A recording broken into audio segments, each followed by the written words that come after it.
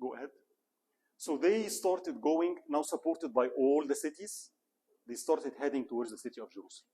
Once they reached the city of Jerusalem, now under the Ismaili power, the Ismailis sent no help. They left the city by itself. And the garrison inside the cities decided, okay, this is huge. They started to resist. But after 30, 40 days, the walls of the city of Jerusalem was breached. And the Crusaders started going. And of course, they described the zealousy of those people. Because for them, this is the city of the Prince of Peace. This is Jesus, peace be upon him. For them, it's God, right? And God is giving them the city. And they're freeing the city from the barbarians, from the infidels. Now they're getting back at them, right? And we will show them. And they started pouring into the city of Jerusalem. What they did in the city of Jerusalem, again, by all accounts, and this is so important because we want to compare this to Salahuddin. This is why I'm spending time here. What they did in the city of Jerusalem, by all accounts, miserable. First thing, the Muslims ran to the Aqsa Mosque. Maybe they'll spare us. Between 30,000 to 60,000 in the Aqsa Mosque. The Crusaders' response. They entered with their horses, the knights, into the Aqsa Mosque, closed all the doors. And they started slaughtering everybody inside the Aqsa Mosque. Our reports say 30,000 at least, dead in the mosque. Their accounts say, later, after a week of killing, they told their Pope, we had to stop killing. Because the smell, we can't take it anymore. The blood is to the knee of our horses. We need somebody. They kept slaughtering Muslims for a week. Aqsa Mosque, not Aqsa Mosque, it does not matter. Everybody dead. The Jews. There were Jews. Yeah, Jews were living with Muslims. We didn't oppress anybody. The Jews ran into the synagogue. Oh, Jews. Those are the people that killed Jesus, according to the Christians. Not like today. Back in the day, Catholics and Jews were like, whoa, if you're a Jew. No Jew can live in Europe, by the way. Do you know where the Jews lived back in the day? Spain. Later on, Spain or Turkey. Not in Europe. Not welcome there at all. So what they did in the synagogue, they blocked all the entrance, got wood, and burned all the Jews alive in their synagogue. The Orthodox Christians, they're Orthodox. Sorry, you're not Catholics. So it was a slaughter. Fortunately, some Muslims fled. Among the people that fled from Jerusalem was Al-Qadi Al-Harawi. Right? Al-Qadi Al-Harawi, he's a scholar of the city of Jerusalem, and he fled, and it's very interesting when I read it, he decided, this is it, I'm going to Baghdad. He saw what happened in Jerusalem, Quds. And nowadays, when the Israelis go to the Aqsa Mosque, you know how we feel. This is like no Aqsa Mosque. The Aqsa Mosque, by the way, was turned into a stable. Some accounts, the Aqsa Mosque, they use it as a toilet. 80 years. That's what they did. It's terrible, right? So Al-Qadi Al-Harawi was shocked. So he decided, this is it. I need to go to the Khalifa himself. So he headed to Baghdad. He did something really interesting. He arrived in Baghdad, it was Ramadan. And he's a traveler, so he's not fasting, right? So he did something really, he went inside the marketplace in the middle of the day and started eating in front of everybody. So people got upset.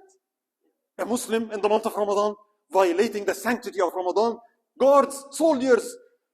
So people gathered. And that was his plan. Once they gathered, he started, and remember, this is a Qadi, eloquent, with poetry. And he started telling them the following. You're upset that I violated the sanctity of Ramadan. The sanctity of the women and children and men in Jerusalem. And then he started laying it out in front of them. What happened in Jerusalem? Everybody was in tears. And everybody decided to do what? Let's go to the palace, the Khalifa.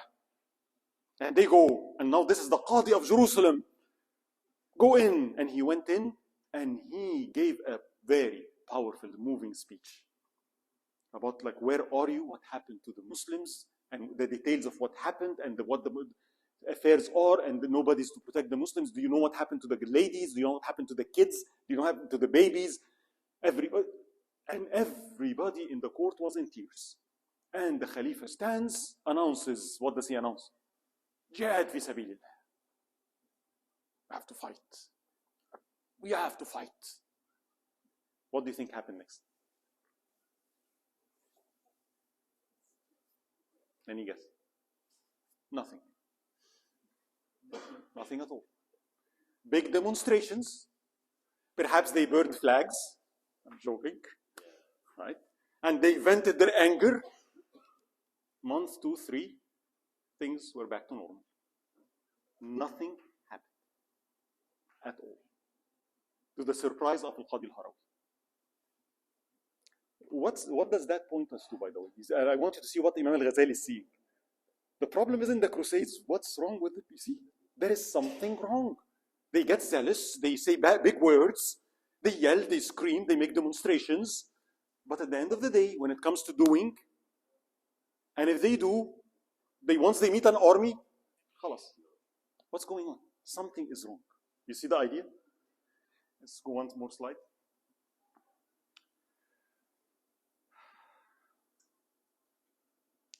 Now, again, let's go one more. Yeah, this is something it's again my own thing, and I'm sorry to say that.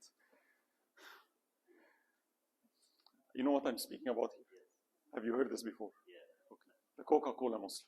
What is a Coca-Cola Muslim? You get a Coke bottle, Coke can, right? You shake it, right? And then you open it. What happens? A lot of mess. Right? A lot of mess, right? And it's just very angry, right? And then what happens after that? It dies down. If you shake it again, what happens? No. Same thing. You have a bottle of Coke and you shake it again. The same response. Same response. Again, you shake it a third time. Again. If you shake it 4, 5, 6, 10 times, what happens? It dies. Why am I saying this? I'm sorry to say, this is a digression. I live longer than more of you, right? 1991, 1988, 1991, 1993, 1994. What am I speaking about? The times Israel attacks Gaza. How many times do you think I saw that in my life? Israel attacking Gaza, what comes to your head? Which year? How many years? I remember being in the university. 1990. My friends were furious. I have to do something. And big demonstrations. 2 weeks later, what happens? Back to where we were. We are not preparing anything.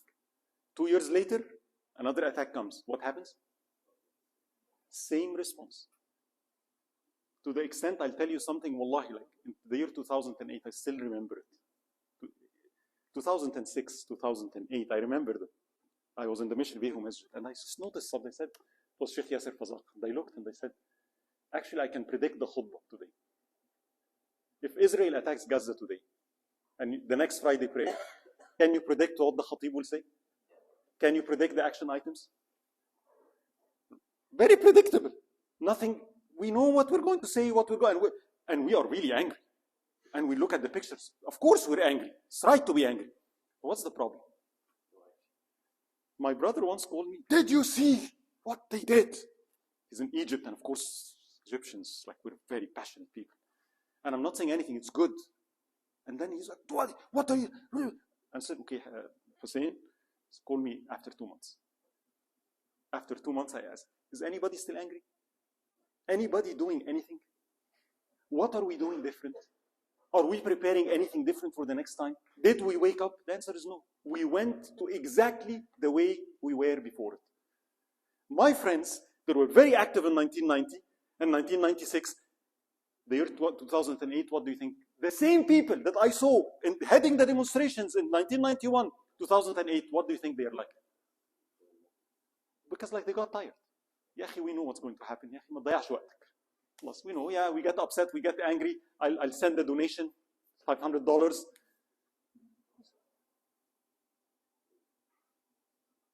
That's extremely dangerous. When we have zealousy and we're true, but we're not doing something that's sustainable. We don't have what? Thabat. Salahuddin, when he fights, you'll see, some battles took 3 years. 3 years around the fort, not leaving, staying where he is. Not 1 month, 2 months. I told myself, I couldn't have even thabat in my dua. Who of us are still making dua for Palestine every single night for 2 hours? I'm going to ask, because this is what I asked myself. I'm upset. Yes, I'm upset. Let me do something about it. Of course. Here is what I want you to do. I told myself that. You're upset because this is unjust. We help them. How do you help them? Spend money. Of course, because I'm angry. Of course, 1,000. No. Not like that. How much do you make every month? X. I want 10% of your income every single month to go to Palestine. Not when Israel attacks. Every single month. What do you mean? Yeah, I want you to give 10% every single. How much is my saving account in my bank account? I have, alhamdulillah, $100,000. Can you give 50%? No, too much. What do you think it takes? What do you think Salahuddin had to do? When Salahuddin died, to the surprise of everybody, this is the Sultan of Egypt and Sham. When he passed away, they discovered he does not have enough money for his own burial. He wasn't poor. Where is his money? Horses, equipment, people, food, all given away. That's who Salahuddin is. When I look at this and say, if I can't even spend 10%, I can't lower my living standard. Let's be honest. So I want things to change without me sacrificing anything. I can donate 1 time, but don't tell me to lower my living standard. Don't tell me to, no. If the ummah is like me, what do you think will happen? So the problem is me, not what they're doing. Is my reaction is weak. Because I'm chained by something else. And I hope you see the analogy. This is what the scholars of the time saw. This is why Imam al-Ghazali was very clear. The problem is not in the Crusaders. And he was very, you can't ask a dead ummah to stand and fight. They are dead. They are shackled. What are the shackles? Hubb al-dunya. The love of status, the love of wealth, destructive ailments, envy, power. Didn't the Prophet ﷺ tell us this? ما ذئبان جائعان أرسل في غنم قوم بأفسد لهما من حب المرء للمال والجاه لدينه. 2 hungry wolves left among a stock of sheep, herd of sheep. And by the way, wolves are very interesting. A tiger will attack 1. Tiger gets 1 and that's it. Wolves don't do that. Wolves are like, الحرص. Hirs is what? More. They bite the first sheep, they see the second. Get the second 2, and the third, and the fourth. And they destroy the entire flock. They're not going to eat it, but they want all of it. Because of that hirs, this persistence of having more and more, they destroy. And the Prophet ﷺ saying, you 2 hungry wolves left among us sheep will not do more damage than the love of wealth and status. Jah. You know what status is? I love to be seen. I love to be big in the eyes of people. This is more inflicting than the love of wealth. People will spend their money for this. I want to be known on Facebook. I want to be known on... I want status. It's not... And that's the disease that most rulers afflict. The grab of power. The human being needs to be powerful. And the Prophet ﷺ, this will destroy the deen. And you can see the ailment that struck the Muslims at the time. Imam al-Ghazali and many scholars, they treated what we call the affinity for defeat. Why are we so much that way? The numbers of Muslims were bigger than the number of the Crusaders. The resources of the Muslims are much greater than the resources of it's their land. All the cities are defeated in such a humiliating way. And nobody does anything. The problem is not the Crusaders. The problem is what we are. And we cannot ask people with those type of ailments to stand and fight. They will not have any steadfastness. They will betray each other. We have to work on the people first. That was their plan. Right? Okay. طب go ahead, inshallah. طيب. Go one more. So of course, what happened next, you can expect. After the fall of the city of Jerusalem, for the next 20 years, what happened? The Crusaders was not, of course, satisfied with Jerusalem. They started doing what? They started taking Beirut, Saida, Akka, Jaffa, all the cities on the coast. One by one, Tripoli, Trablus, all the Muslim cities that helped started falling one after the other. 20 years later, we had the following situation. Go one more. So with the Crusaders, and I want you to see the tactical, they took all the cities on the coast. Can you tell me why?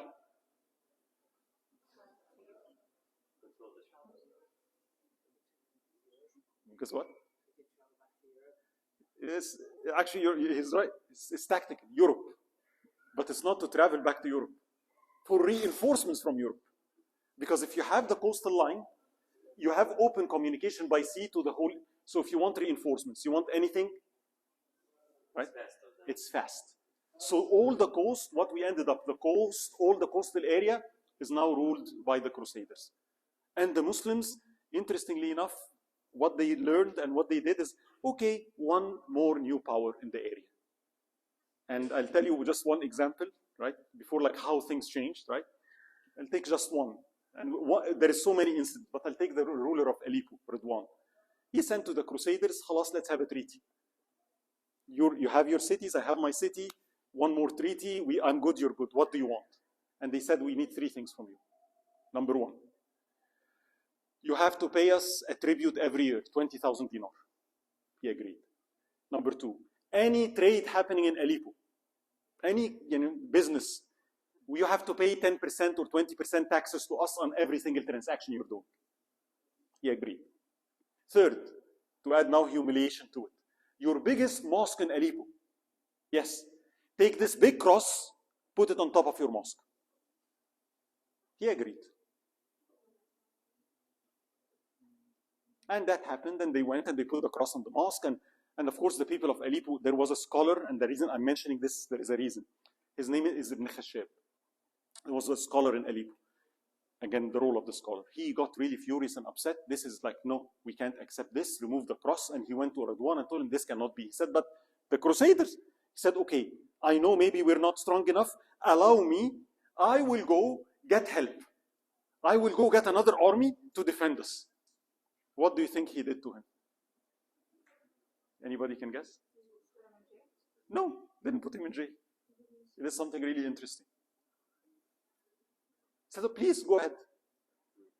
Because he thought, yeah, you're going to get an army, right? Yeah. Go ahead. You scholars don't know, like, go ahead. Let's see if you can get an army. But there was a little bit of change. The works of Imam al-Ghazali and some of the scholars, there was the tide of change started happening. At that time, and I'm going fast, there was one of the rulers by the name of Mawdud in al-Mawsil. Was not like the others. He was a sincere person, righteous, praise, and was all adamant about fighting the Crusades.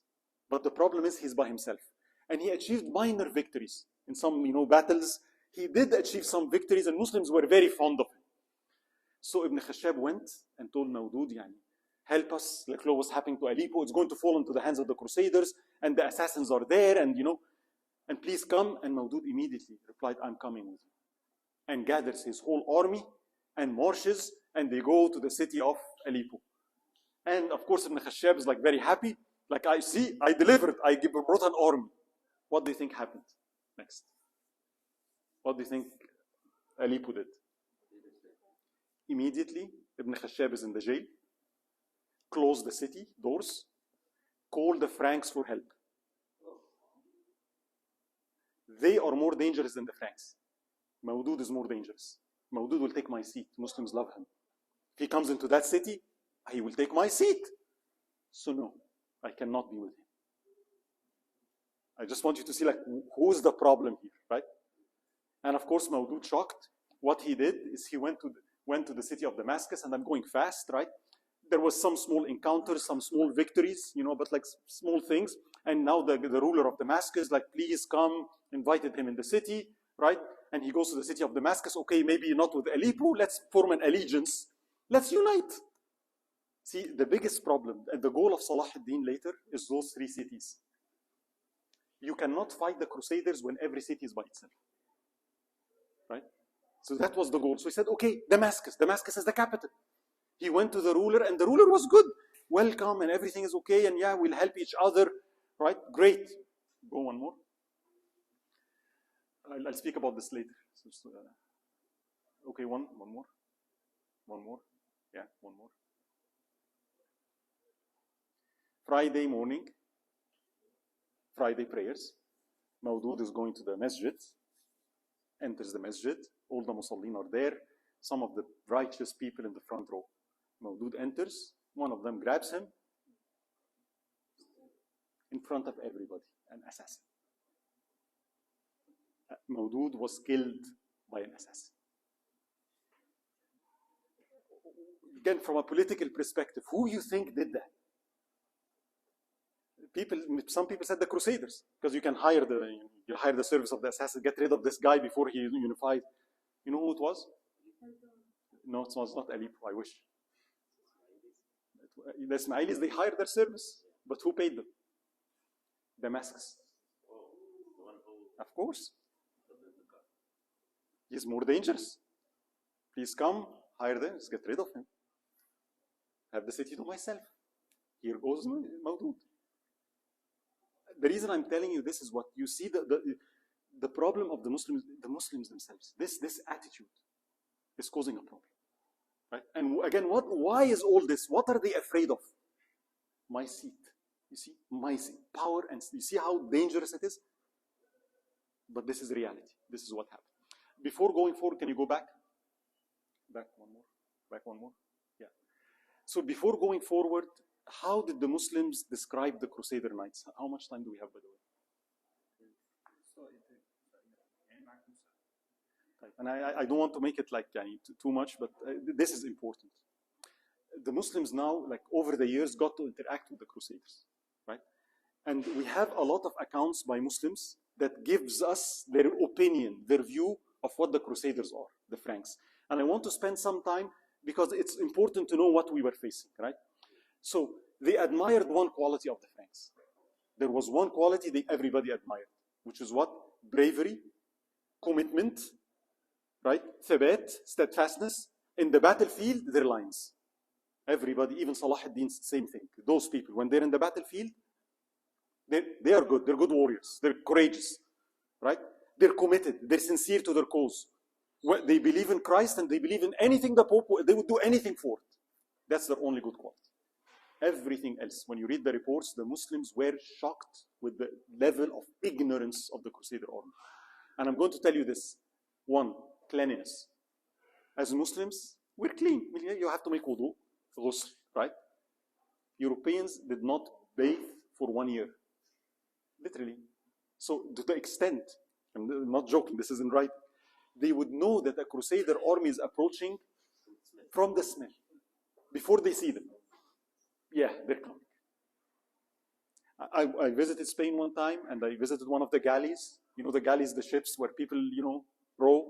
And they were chaining the people like the slaves, they would put them, and they chained them, and they keep rowing. And I asked one question, you're chaining them in this place, they're sitting in, they need to relieve themselves, they need to shower, or you're putting them here for 3 weeks. And they said, yeah, they eat, drink, sleep, urinate, do it in their same spot. And I was told the smell of the galley could be smelled from miles. You would know that one of their ships is coming. So the idea of cleanliness, and the impact of this was what? Disease, mortality in children, very high among the Christians. Epidemics, it was, and you will see it later, it was really rampant because simply they're not clean. Now you compare this to Salahuddin, interesting. Unlike today. You look at the army of Salahuddin as we see, they had mobile bathrooms. Meaning what? You're a soldier, I know, but you need to take a bath. You need to make wudu. You need to make a ghusl. So the army has units with mobile bathrooms. You have to have bathrooms. You have to be clean, even if you're a soldier, right? They had marketplaces, judges, very advanced. So in terms of cleanliness, the Muslims saw them as those people are just filthy, right? This is one. Two, speak about science and medicine. We have a story. Usama ibn Munqidh is one of the chronicles. He wrote about this. The Christians one time sent to the Muslims, we need a Muslim doctor. Why? Christians are not good with medicine. Those Europeans had no appreciation of. And we have 2 cases that we need someone to treat. Send us a doctor. So they send the Muslim doctor, go to like see what's going on. The doctor comes back with like shaking his head and says, what happened? Tell us. And he tells about 2 cases. Said the first case. They brought me a knight with a wound in his knee, and the wound was infected, and I needed to clean the wound. I needed to use certain things and fire. I know it just needs cleaned, right? And as I'm doing and getting the herbs and about to clean it, one of their priests or preachers come, one of those Christians, said, "What is that witch doing here? You study chemistry, or that's a witch? So what is this Muslim witch doing here? He doesn't know anything. I can heal." Like, what's it? He looked at the man and he asked him the following question, to the shock of the the Muslim doctor. He said, "Okay, do you want to die with 2 legs or live with 1 leg?" And the man said, "No, I would like to live with 1 leg." He said, "Okay, get me a battle axe." And he ordered one, hit right there. And he said the soldier hit. And he said the bone marrow splattered. He didn't, hit again, hit again. The guy bled to death.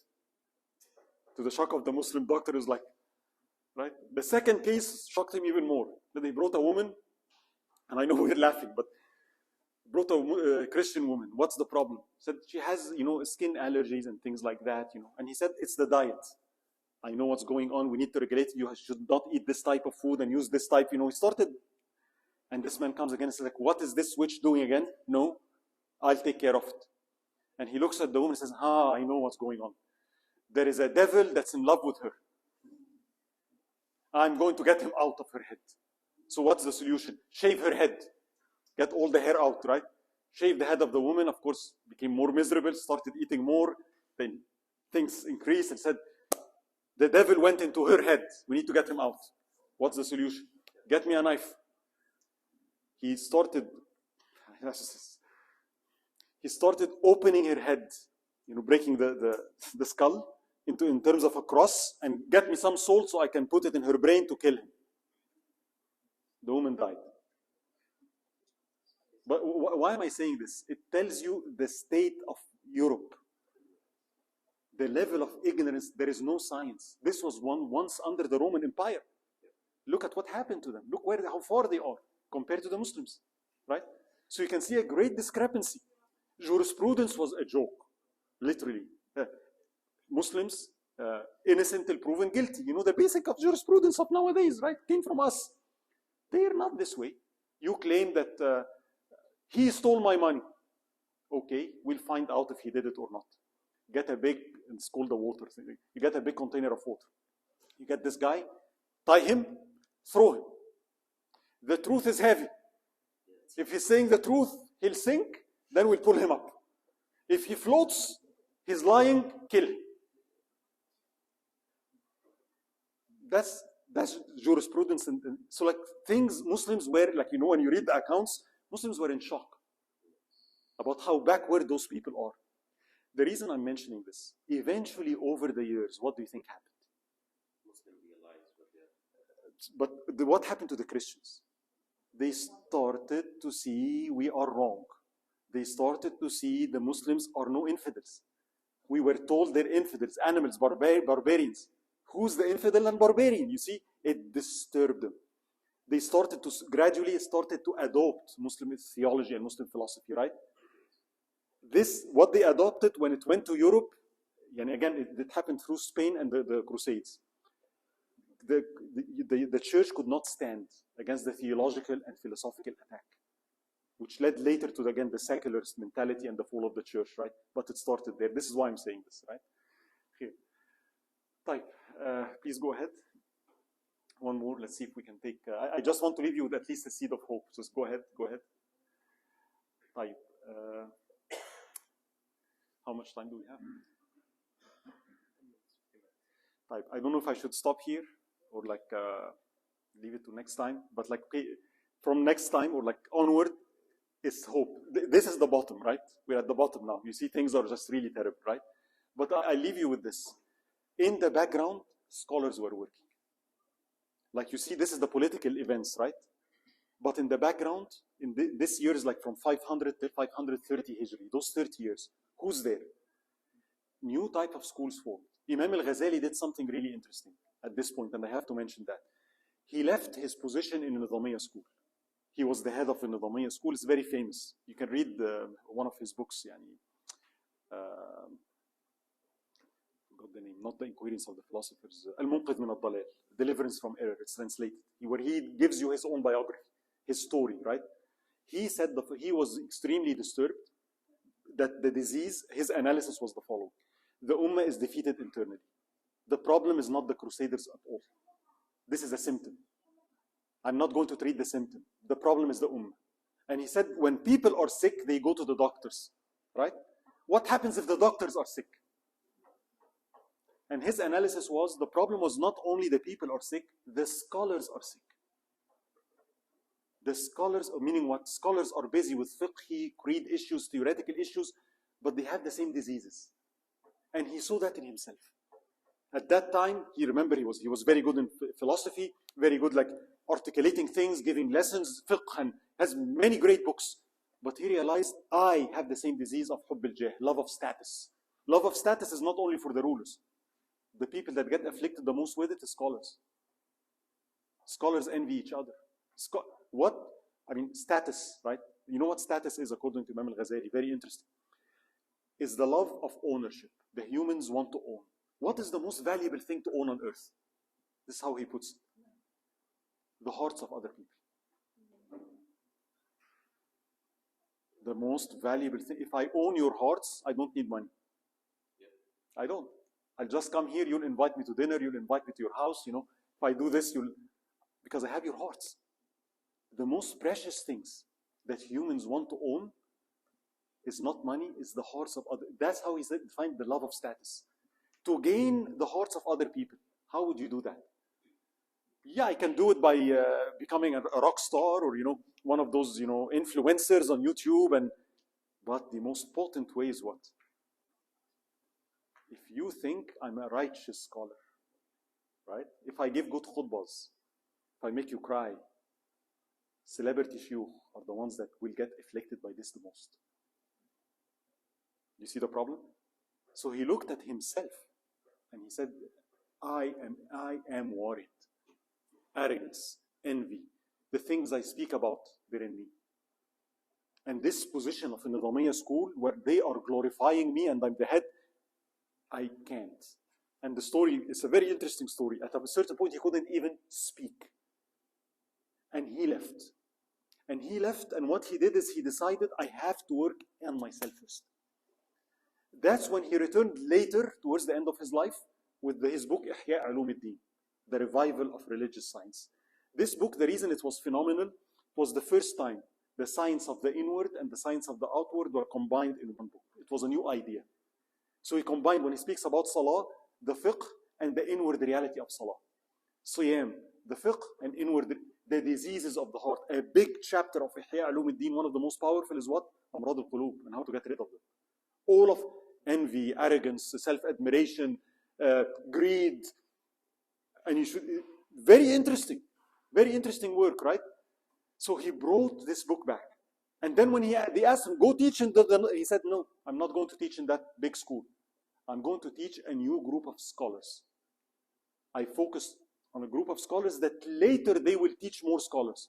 Interestingly enough, through analysis, you find that the books of Imam al-Ghazali, Ihya Ulumuddin, Sheikh Abdul Qadir al-Jilani, Sheikh Ahmed al-Rifa'i, followed the same methodology. So his teachings were taken by other shuyukh that based on it, they took it, they adapted it. Ibn al-Jawzi is one big one. Is very famous, Ibn al-Jawzi, right? He was living in Baghdad at the time, and same thing. I told you, he took Ihya Ulumuddin and he edited it. And so we had now a group of new scholars raised by Imam al-Ghazali that started going to the public. Among them, I'll mention 5 minutes. So I'll mention two names, Sheikh Abdul Qadir al-Jilani, right? And Sheikh Abdul Qadir al-Jilani will speak more about him and I'll show you his teachings. That man, first of all, he did not start speaking in public. Do you know when he started speaking in public, by the way? How old was he? No. 50. The first 50 years of his life. Doing what? Working on himself. He did not start speaking in public till he was 50. And he said, I started with 2 people, 3 people, 4 people. His teachings were so powerful. What he did is he took the complicated, Ihya Ulumuddin is very complicated. And he had the simplicity of language. And his state was so powerful. And he was so much with people. People really loved Sheikh Abdul Qadir al-Jilani. And he started delivering such powerful speeches. People in Baghdad started transforming. He says, on my hand, repented more than 50,000 bandits. You know when you go to downtown Los Angeles and you have gangs, you send Sheikh Abdul Qadir al-Jilani there, and 1 year later it looks like Irvine. This is exactly what happened, right? And if you think I'm joking, there is another Sheikh by the name of Adi ibn Musafir. Now, Sheikh Abdul Qadir al-Jilani, the reason he's known, because he taught in Baghdad, right? People wrote his books. So if you want to see, you go get Al-Fath al-Rabbani, or the Revelation of the Unseen. Those are the teachings of Sheikh Abdul Qadir al-Jilani. What he did, we have them. Adi ibn Musafir was a great sheikh, but he did something different. He did not go in Baghdad. He went to the mountains. The mountains in Kurdistan. The Kurds back then were bandits, literally. Very backward people. And he went there, and he started farming a little piece of land, and started worshipping and speaking to people. Years later, literally what happened? The entire area changed. Those people that were bandits and thieves, because of this man, turned out to be so righteous. Among those people is the father of Salahuddeen Al-Ayubi. The soldiers of Nuruddin Zinki and Salahuddin Al-Ayubi, the Kurds, for example, the Hikari Kurds, you'll see them. They're coming from that sheikh. Do you see what I'm trying to say? Now the interesting part is, what did they teach? Sheikh Abdul Qadir, what did you do? What is your methodology? How did you change people? And the one thing I would leave you with, this was not theoretical discussions. If you want to study with Sheikh Abdul Qadir al-Jilani, it's not come hear the lecture and go home. No, no, no. Come to my school. You stay with me for 1 year. What's happening in that 1 year? It's not just teaching. I'm going to see how you dress, how do you eat, how do you sleep, how do you talk to your friend, how are you in the marketplace, how do you put your shoe outside, how you dress, how do you smell. It's experiential teaching. You accompany the sheikh. There is a relationship. So the teaching was not about just theory. Your akhlaq needs to change. And he was so much about this. And his speeches, if I share, some of them are so powerful. MashaAllah. And he had one time, he was so powerful, and people really loved Sheikh Abdul Qadir al-Jilani. At the end of his time, the masjid would have 50,000 people, and people voicing. One time he saw the Khalifa of, Baghdad, the Abbasi Khalifa was there. And he appointed a wazir that's very, very not that great. In the middle of his speech, he's speaking to the people, and then all of a sudden he just looks like that to the Khalifa. And he tells him one sentence. وَلَّيْتَ عَلَى النَّاسِ أَظْلَمَ الظَّالِمِينَ وَمَا جَوَابَكَ غَدًا عَنْدَ رَبِّ الْعَالَمِينَ. You appointed the most oppressor of the oppressors on top of people, on the wazir. How are you going to answer tomorrow in front of the Lord of all worlds? Said the Khalifa was so scared, got out, removed the wazir. So the scholars, like Sheikh Abdul Qadir, they started to get some kind of reverence, right? We'll speak more about them and what was their methodology and what led, but I want you to know, at that time where things were dark, in the background, schools started to start, and there was a movement of ilm, proper ilm, right? That would lead now to the revival that inshallah we'll start seeing next time, inshallah. I'm going to stop here, inshallah. So if Jazakumullah khair for listening, and I know this time it was too much events and stuff, and so dark and so negative, and I hope that you get the main point. And inna ma'al usri yusra, after it's dark there is light. If our time is dark, inshallah there is light. سبحانك اللهم وبحمدك لا إله إلا أنت نستغفرك ونتوب إليك. والعصر إن الإنسان لفي خسر إلا الذين آمنوا وعملوا الصالحات وتواصوا بالحق وتواصوا بالصبر. جزاكم الله خير. If you have any questions I'll be here إن شاء الله. جزاكم الله. السلام عليكم.